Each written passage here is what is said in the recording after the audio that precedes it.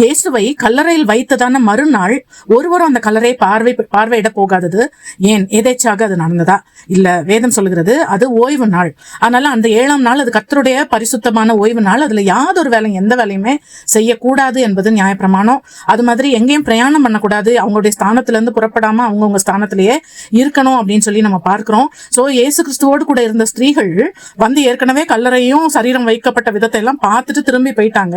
போயிட்டு அவங்க கந்தவர்க்கங்களையும் பரிமளத்தங்களையும் ஆயத்தம் பண்ணி ஓய்ந்திருந்தாங்க அப்படின்ன கற்பனைகளின் படியே ஓய்வு நாளில் ஓய்ந்திருந்தாங்க. அவங்க அன்னைக்கு எந்த வேலையும் செய்யல, இங்க வரவும் இல்லை அப்படின்றதுதான் வேதம் நமக்கு சொல்லுகிறது.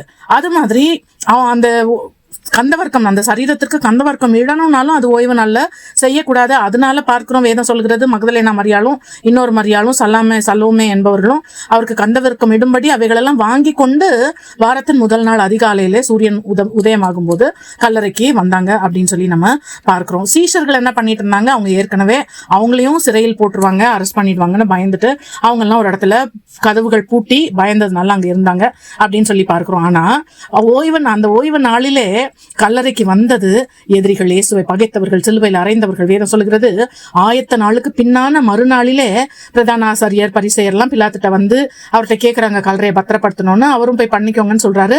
இவங்க அன்னைக்குதான் வந்து கல்லறைக்கு முத்திரை போட்டு காவல் வைத்து கல்லறையை பத்திரப்படுத்தினாங்க அப்படின்னு சொல்லி வேதம் நமக்கு சொல்லுகிறதை பார்க்கிறோம். இதுல முக்கியமாய் நம்ம படிக்க வேண்டியது என்னன்னா, ஆதி ஆகமத்துல 1ஆம் அதிகாரத்துல பிதாவானவர் எல்லா கிரியைகளையும் முடித்த பிறகு அவர் ஓய்ந்திருந்தார். தாம் செய்த தம்முடைய கிரியைகளை 7ஆம் நாளில் நிறைவேற்றி தாம் உண்டாக்கின தம்முடைய கிரியைகள் எல்லாம் முடித்த பின்பு 7ஆம் நாளிலே ஓய்ந்திருந்தார். இயேசு கிறிஸ்து மனுக்குலத்தை மீட்பதற்காக வந்தார்.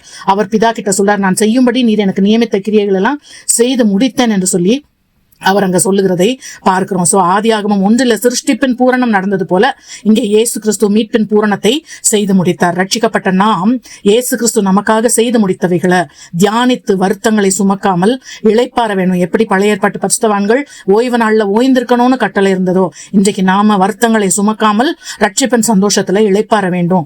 அது மாதிரி விசுவாசியாத அந்த எதிரிகள் தான் பதறி அடிச்சு ஓய்வு நாள்ல வந்து கல்லறைக்கு காவல் வைத்தாங்க. விசுவாசிக்கிறவர்கள் ஓய்ந்திருந்தாங்க. விசுவாசிக்கிறவன் பதறான் என்று சொல்லி வேதம் சொல்லுகிறது. கேள்வி: மரணமும் தோல்வியுமே இறுதி முடிவாக தோன்றி மௌனமே மேலோங்கி நிற்பது போல தோன்றும் போது அவருடைய வார்த்தையின்படியான நிச்சய வெற்றி நமக்காக காத்திருக்கும் அல்லவா?